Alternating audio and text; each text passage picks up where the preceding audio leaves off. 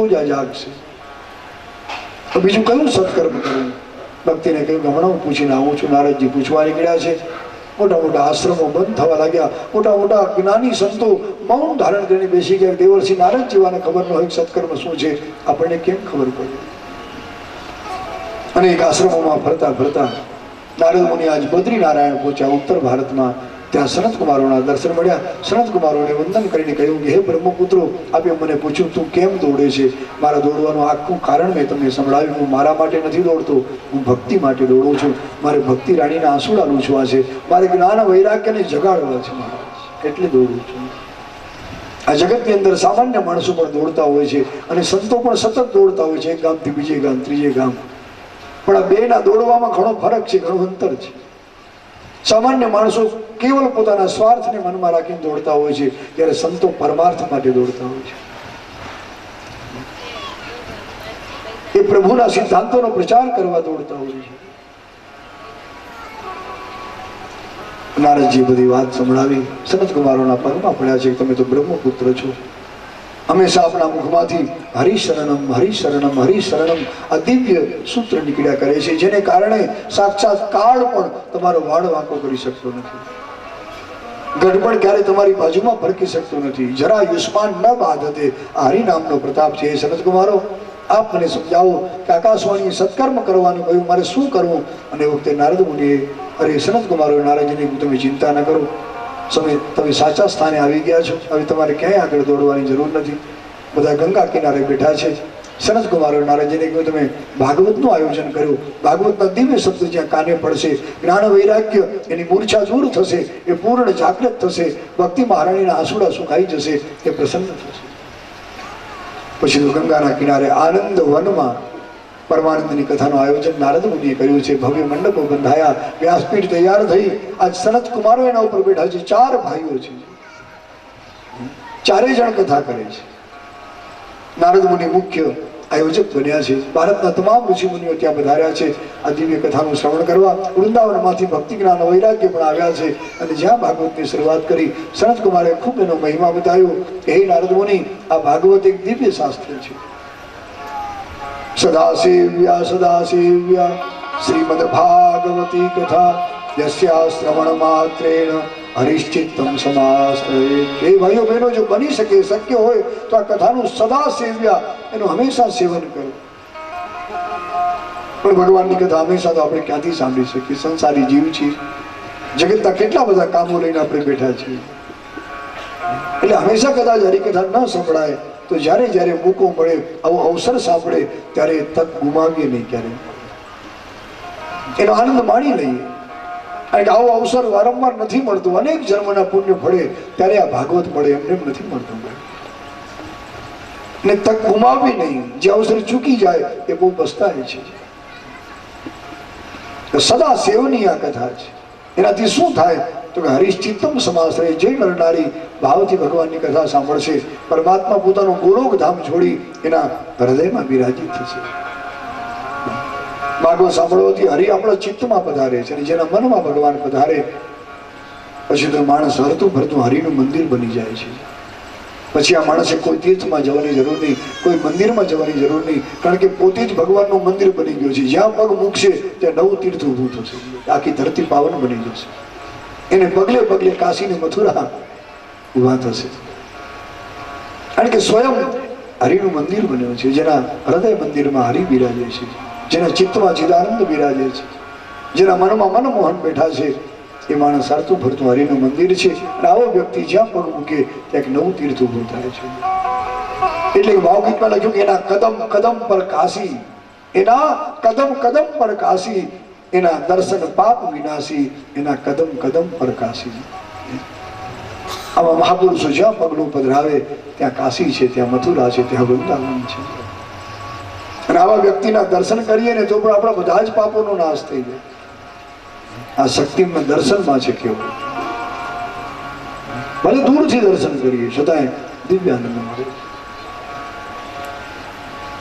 આજ ભાગવતનો ખૂબ મહિમા સનત કુમારો બતાવે છે.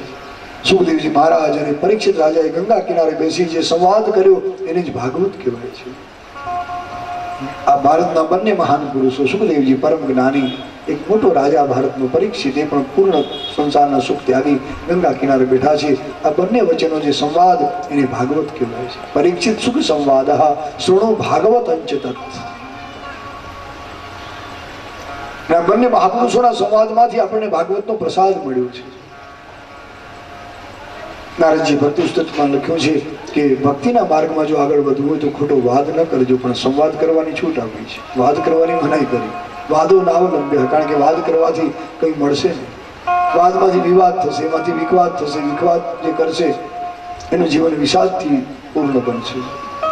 એટલે ખોટા વાદ વિવાદમાં ક્યારે ઉતરવું નહીં. કોઈ પણ વાદ કરવા આવે હાથ જોડીને હટી જવું, ભાઈ મારા કરતા તમે વધુ ડાયા છો, હું આપની પાસે કંઈ નથી. પ્રભુના પંથમાં જેને આગળ વધુ ખોટો વાદ ક્યારે કરવો નહીં. તો કરવું શું? તો બસ સાંભળ્યાને સાધ કરજો, ઈશ્વરને અંતરથી યાદ કરજો, પણ ખોટા વાદ ક્યારે ન કરજો. મનાઈ કરી નારદ મુનિ. વાદો નાવલંબ્ય સુકામ તક બાહુલ્ય અવકાશાત અન્ય તત્વાચ.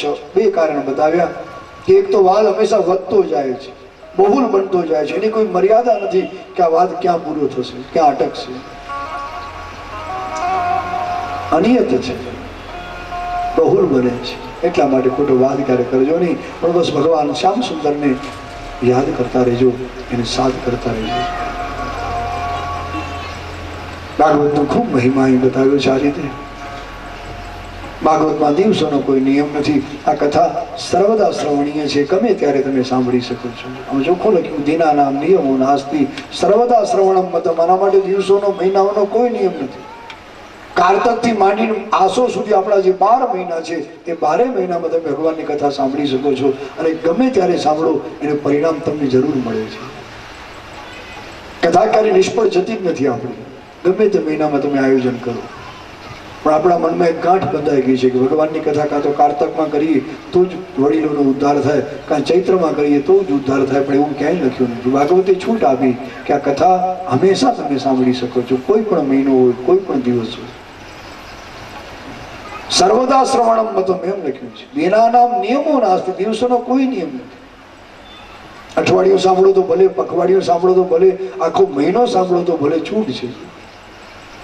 ઘણા આખો શ્રાવણ મહિનો ભાગવતની કથા વાંચે, અને તમારા જેવા ઘણા ભક્તો મંદિરમાં બેસી સાંભળતા હોય આખો મહિનો.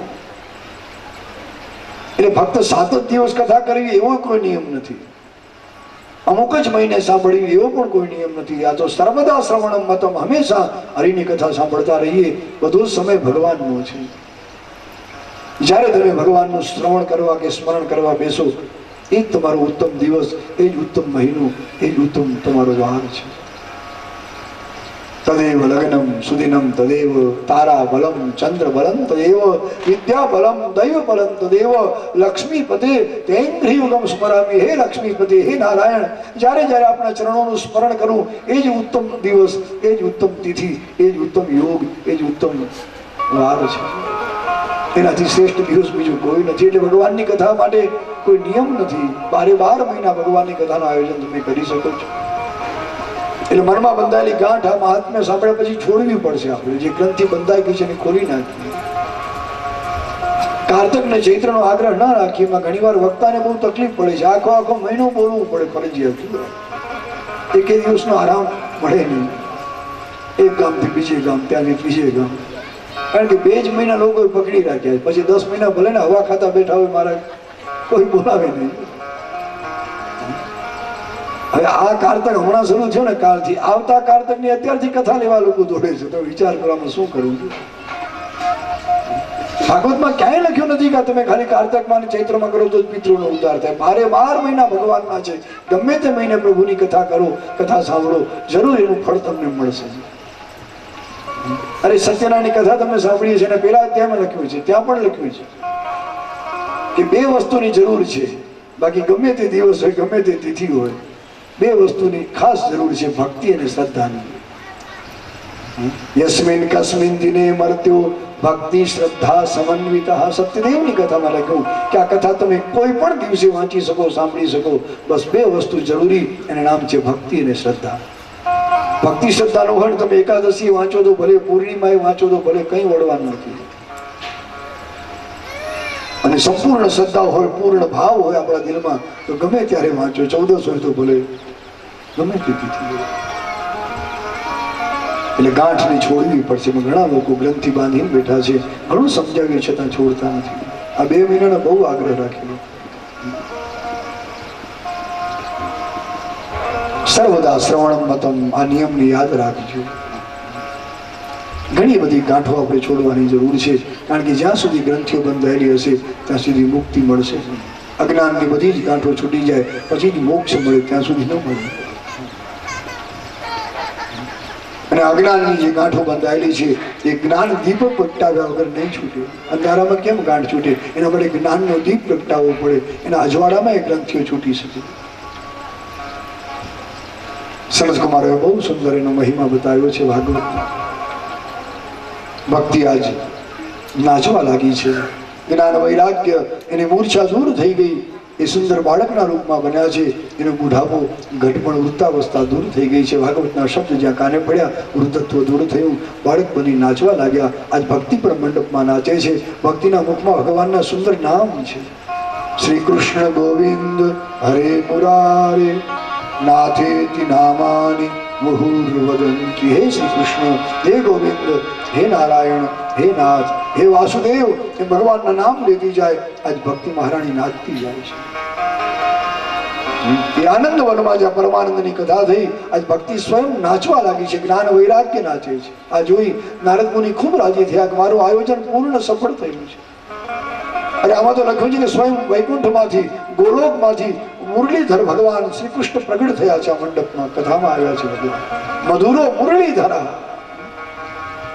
મધુરાધિપતિ મુરલીધર ભગવાન શ્રી કૃષ્ણ પ્રગટ થયા. ભક્તોને દર્શનના આનંદ આપ્યા છે. દિવ્ય આનંદ બધાને મળ્યો છે. ભગવાન જ્યારે જ્યારે આવે ત્યારે એકલા ના આવે, આખો પરિકર લઈને આવે. ભગવાનના સેવકો પણ સાથે હોય છે. કોઈ પણ મોટો માણસ એકલો ના આવે. સીતારામ બાપુ વધારે 3-4 સેવકો સાથે લઈ આવ્યા. મહાપુરુષ એકલો આવે જ નહીં ક્યારે. 8-10 તો ભેગા હોય જ. જો અમારી સાથે પણ કેટલા બુદ્ધિઓ બેઠા છે. એમ ભગવાન જ્યારે આવે ત્યારે એકલા ના આવે, એની સાથે સેંકડો સેવકો હોય. ભાગવતમાં અનેકના નામ લખ્યા છે. એ મંડપમાં દિવ્ય કીર્તન થયું છે, કારણ કે ભગવાન પધાર્યા છે. તો આ રીતે નારદજીનો આ જ્ઞાન યજ્ઞ સંપૂર્ણ સફળ થયો છે. સનત કુમારોની વાણી સફળ થઈ. ભગવાનના દર્શન બધાને મળ્યા. ભક્તિ આજ પુષ્ટ બની છે. એ પછી એક સુંદર કથાનક બતાવ્યું છે કે દક્ષિણ ભારતમાં મહારાષ્ટ્રમાં તુંગભદ્રા નદીના કિનારે એક દિવ્ય નગર છે, મોટું શહેર.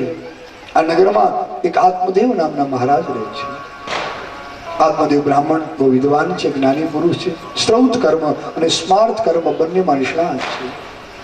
ને શ્રુતિ અને સ્મૃતિએ જે કર્મ બતાવ્યા એ બંને કર્મમાં નિષ્ણાત છે. દ્વિતીય એવ ભાસ્કર, જાણે બીજા સૂર્ય ધરતીમાં પ્રગટ થયા હોય એવા તેજસ્વી છે આત્મદેવ મહારાજ. યુવાન થયા, એમણે લગ્ન કર્યા. આત્મદેવ મહારાજની જે પત્ની મળે એનું નામ છે ધુંધુલીબાઈ. તમને નવાઈ લાગશે, બહુ વિચિત્ર નામ છે ધુંધુલી. પણ નામ પ્રમાણે જેનું જીવન હતું એનામાં સદગુણ ઓછા છે, અવગુણ ઘણા છે, દુર્ગુણો ઘણા છે. એમાં સારી ટેવો બહુ ઓછી છે, કુટેવો ઘણી છે આ બાઈમાં. ભાગવત એનો પણ પરિચય 2 શ્લોકમાં આપ્યો છે સનત કુમારોએ કે આ સુંદરી હતી, સારા કુળમાં જન્મેલી છે, પણ એક તો બહુ જલ્પિકા છે. આ બકવાસ બહુ કરે છે. એને સારું બોલતા, સાચું બોલતા નથી આવડતું. મન ભાવેમાં ધુંધુલી બોલ્યા કરે છે. પ્રાયસો બહુ જલ્પિકા. આપણે ત્યાં બોલવાની મનાઈ નથી કરી. આપણા શાસ્ત્રોએ, આપણા સંતોએ કહ્યું કે ભગવાને આ વાણી આપી છે, પ્રેમથી બોલજો, પણ એવું કંઈક બોલજો કે જે બોલવાથી તમને પણ કંઈક લાભ થાય અને સાંભળનારને પણ લાભ થાય. ऐसी बानी बोलिए मन का आप आखोए, औरन को शीतल करे આપહુ શીતલ હોય. સંત કબીર સાહેબ લખે કે એવી વાણી બોલજો કે આપણા મનમાં પણ થોડી શાંતિ થાય, સાંભળનારને પણ પરમ શાંતિની અનુભૂતિ થાય. એવું બોલજો. બોલવાની ક્યાં મનાઈ છે? ઈશ્વરે જીભ આપી છે, જરૂર બોલો, પણ